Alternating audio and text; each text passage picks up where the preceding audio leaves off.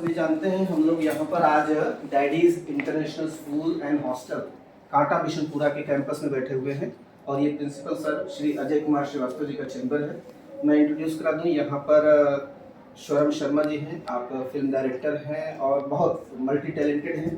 अमित भक्ति सर है और ये विद्वान इतने हैं कि आप बस समझ लीजिए यूपीएससी के बारे में आप इनसे विशेष ज्ञान ले सकते हैं और बाकी तो ये खुद ही इंट्रोड्यूस कराएंगे।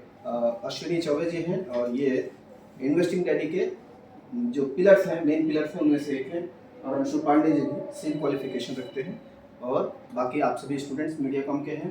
सर लोग आपको बहुत कुछ बताएंगे भी और थोड़ा सा आपसे भी सुनेंगे। मेरा नाम संजना यादव है, मैं मुगलसराय से हूँ और अभी मैं बीए फर्स्ट ईयर में हूँ। सब्जेक्ट क्या है? पॉलिटिकल साइंस, ज्योग्राफी, इंग्लिश और माइनर में सोशियोलॉजी। और मेरा एम यूपीएससी है। पर सर मुझे उसके बारे में थोड़ी नॉलेज चाहिए थी आपको। अभी से बताएंगे।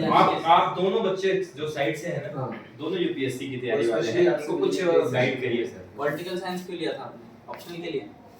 नो सर, पॉलिटिकल साइंस इसलिए क्योंकि उसमें थोड़ा मतलब कि पॉलिटिक्स से रिलेटेड काफ़ी सारे क्वेश्चंस मतलब होते हैं जो जानने को मिलते हैं और काफ़ी सारे मतलब जैसे कि संविधान से रिलेटेड इन सब की जानकारी मतलब उसमें इम्पोर्टेंस होती है।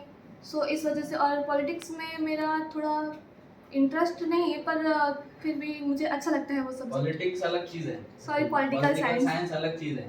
हमको पढ़ना है, हमको राजनीति में नहीं जाना है, ये ध्यान रखना हमेशा, है ना? Okay sir. पॉलिटिक्स नहीं करना है, हमको पढ़ना है पॉलिटिकल साइंस, सब्जेक्ट पढ़ना है कि पॉलिटिक्स के पीछे का साइंस क्या है वो हमको पढ़ना है ना? क्योंकि हमारा एम क्या है, यूपीएससी क्लियर करना है। प्रिपरेशन शुरू कर दिया आपने? यस सर, पर अभी भी मुझे बहुत कंफ्यूजन है। जैसे कि काफ़ी सारे लोग बोलते हैं कि पहले आपको बुक्स पढ़ने पड़ेंगे। हाँ। फिर जैसे कि एक सर है मेरे मतलब जैसे कि उनके पास मैंने मतलब बचपन से पढ़ा है, तो उन्होंने मुझे सजेस्ट किया कि पहले मतलब कि आपको यहाँ से तैयारी नहीं हो सकती, आपको दिल्ली जाना होगा या फिर पटना जाना होगा। तो उतनी फैसिलिटी नहीं है मेरे फैमिली वालों के पास कि मैं जा पाऊँ और अभी मैं ग्रेजुएशन में हूँ, तो मैं काफ़ी कंफ्यूज हूँ कि मैं एग्जैक्टली स्टार्ट कैसे करूँ। इसका कंफ्यूजन आपका सिंपली 3 महीने में क्लियर हो सकता है। घर बैठे कहीं जाने की जरूरत नहीं है। सिंपली यूपीएससी की वेबसाइट पे आपको उसका सिलेबस मिलेगा, सिलेबस प्रिंट करवा लो, सिलेबस पढ़ लो। सिलेबस पढ़ने में आपको 1 हफ्ता लगेगा, सिर्फ सिलेबस पढ़ने में, ठीक है? सिलेबस पढ़ो, उसमें एक पॉइंट लिखा हुआ है, 1 पॉइंट लेना सिलेबस का, उसके ऊपर 4 चीज़ें खुद लिख लेना जो तुमको आज पता है, ठीक है? मान लो सिलेबस में कम से कम 280 चीज़ें, मुझे जितना याद है, तो 3, 4, 5 पेज का सिलेबस है, ठीक है? मेंस, प्रीलिम्स, मेंस, इंटरव्यू होता है, इतना पता है, ठीक है? मेंस का पूरा सिलेबस निकाल लेना, प्रीलिम्स का सिलेबस निकाल लेना। सिर्फ प्रीलिम्स का 1 पेज का सिलेबस आता है, वो 1 पेज के सिलेबस पे हर पॉइंट पे 3-3 पॉइंट अपने मन से खुद लिखना, आपको समझ जाएगा कि आपको कितना पता है, ठीक है? उसके बाद पिछले 3 या 4 साल में से कोई भी यूपीएससी का एक प्रीलिम्स का पेपर उठा लेना, खुद सॉल्व कर लेना, है ना? अगर 60 मार्क से कम आए तो प्रिपरेशन की ज़रूरत है, 60 से ज़्यादा मार्क आए तो हम लोग एग्ज़ाम देने के लिए तैयार है और कहीं जाने की ज़रूरत नहीं है, घर पे हो जाएगा। यह हुआ बना के रखा है कि दिल्ली जाना पड़ेगा, बेंगलोर जाना पड़ेगा, कुछ नहीं होता है, घर पे बैठ के प्रिपरेशन होता है और बढ़िया होता है। सिर्फ पता होना चाहिए कि मैं कहाँ पर हूँ, है ना? मान लो आप फर्स्ट सेकंड में होते तो वो यूपीएससी क्रैक करेगा क्या? नहीं करेगा।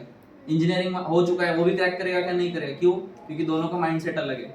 सिर्फ पता होना चाहिए, आप सिंपली सिलेबस पढ़ो, 4 पॉइंट लिखो हर टॉपिक पे, उसके बाद कोई भी प्रीवियस ईयर का कोई भी पेपर उठा लो। अब क्या चल रहा है, 2024 चल रहा है ना, 22, 23, 21, तीनों में से कोई भी एक उठा लो, सॉल्व कर लो, उसके आंसर की भी मिल जाएगी इंटरनेट पे, चेक कर लो कि कितने मार्क्स आ रहे हैं और प्रिपरेशन शुरू कर दो। वहाँ से आपको पता चलेगा आपकी प्रिपरेशन शुरू हुई है ना?